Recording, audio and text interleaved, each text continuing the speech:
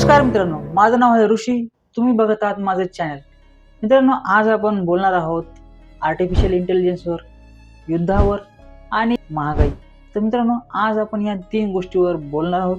तुम्हाला मी सांगणार आहे काहीतरी एक्सक्लुसिव्ह. व्हिडिओच्या शेवटपर्यंत आमच्या सोबत राहा. तुम्हाला कळेल की व्हिडिओच्या शेवटी मी काहीतरी इम्पॉर्टंट गोष्ट सांगणार आहे.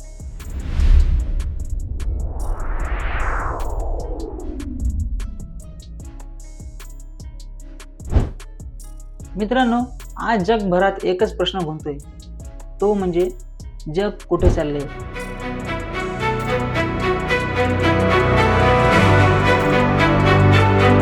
एका बाजूला युद्ध, दुसऱ्या बाजूला महागाई आणि तिसऱ्या बाजूला आर्टिफिशियल इंटेलिजन्स.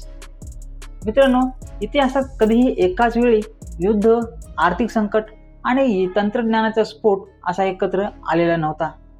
आजचा हा व्हिडिओ फक्त बातमी नाही, हा आहे मानवजातीच्या भविष्याचा आरसा. मित्रांनो, आपण सुरुवातीला बघणार आहोत युद्ध आणि जागतिक तणाव. मित्रांनो, तुम्ही बघू शकता की आज जग पुन्हा युद्धाच्या उंबरठ्यावर उभं आहे.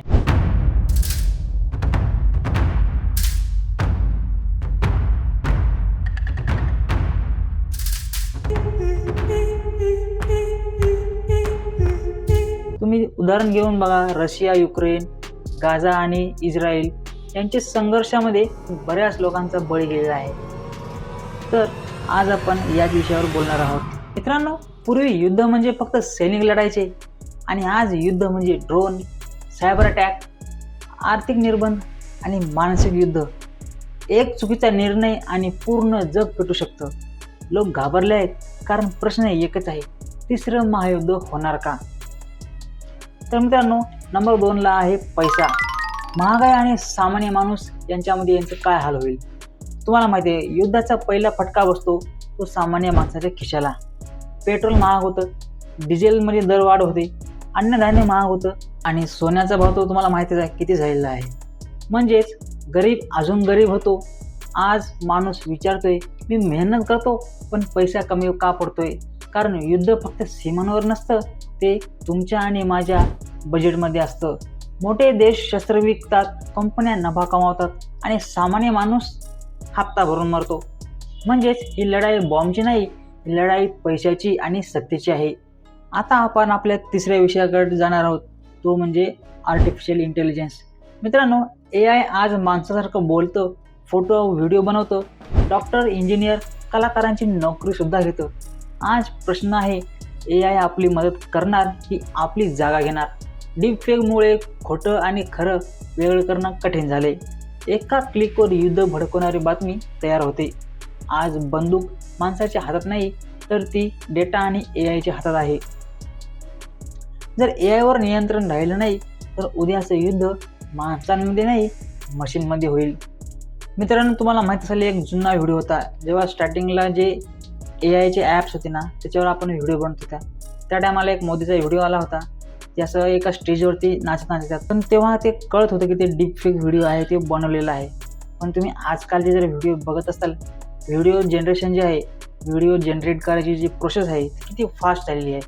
त्याच्यामध्ये तुम्ही बघू शकता की जो व्हिडिओ जो आहे किती रिअलिस्टिक वाटतो, एकदम फोटो रिअलिस्टिक.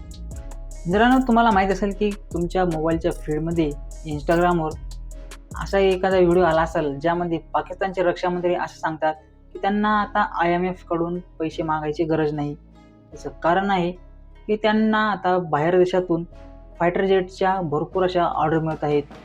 मेन मुद्दा असा आहे, त्यांना ऑर्डर वगैरे भेटतात, पण ते विमानं वगैरे काही बनवत नाहीत, ते फक्त असेंबली करतात.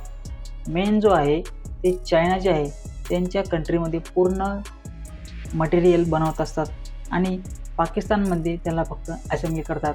आणि त्या दोघांचा हे संयुक्त प्रोजेक्ट आहे आणि यामधून चायनाला 70 ते 80% मुनाफा होतो आणि पाकिस्तानला फक्त 10 ते 15%. या सगळ्यांचं कन्क्लुजन काय निघेल? तर मित्रांनो, सांगायचं एवढंच आहे की आज जे जग आहे ते 3 आघाड्यांवर लढत आहे. नंबर 1 युद्धासाठी, नंबर 2 पैशासाठी आणि नंबर 3 भविष्यासाठी. पण खरा प्रश्न हा नाही की जग बदलते. खरा प्रश्न आहे, आपण या बदलासाठी तयार आहोत का?